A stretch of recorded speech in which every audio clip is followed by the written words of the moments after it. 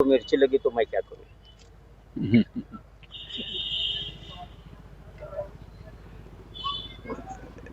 असं आहे की बिनविरोध झाले, बिनविरोध वेगळ्या मार्गाने झाले, याच्यामुळे मिरच्या लागायला लागलेल्या आहेत। सरळ मार्गाने झाले असते की नाही सगळ्यांनी बसून नाही हाच फार शहाणा आहे आणि ह्यालाच उभा करू आणि आम्ही मागं घेतो, असं नाही झालं।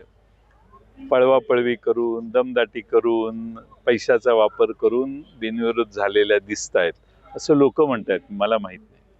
त्यामुळे लोकांचा फार मोठा आक्षेप आहे आणि त्यामुळं एकेकाळी बिनविरोध ज्यावेळी विरोधी बाजूच्या व्हायच्या त्यावेळी ते अतिशय टोकाच्या ऑब्जेक्शन्स घ्यायचे।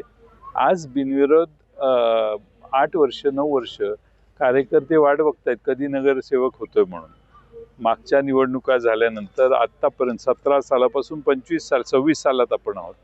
त्या 8-9 वर्षात लोक कार्यकर्ते नवीन तयार झाले नाहीत। लोक बिनविरोध होत असतील तर बाकीचे कार्यकर्ते जे तुम्ही प्रत्येक बिनविरोध वॉर्डात जाऊन विचारा कोणी का अर्ज मागे घेतले, त्याचे खुलासे आपल्याला उपलब्ध होतील। लोकसभा शिवाजी महाराज हे पाटीदार समाजाचे होते, आता शिवाजी महाराजांना सुद्धा निवडणुकीमध्ये ओढलं जात आहे भाजपकडून। छत्रपती शिवाजी महाराजांचा, त्यांच्या प्रतिमेचा, त्यांच्या नावाचा वापर करून शिडी घेऊन हे सत्तेपर्यंत गेलेले पक्ष आहे हा।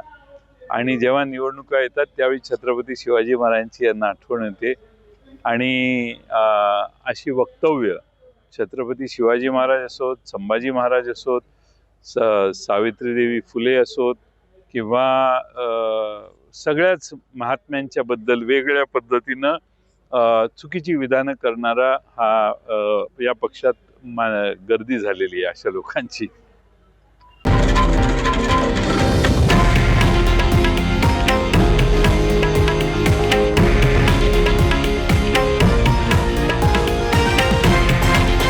हे आहे देशातील नंबर 1 न्यूज नेटवर्क आणि आपण पाहत आहात TV9 मराठी, एकमेव।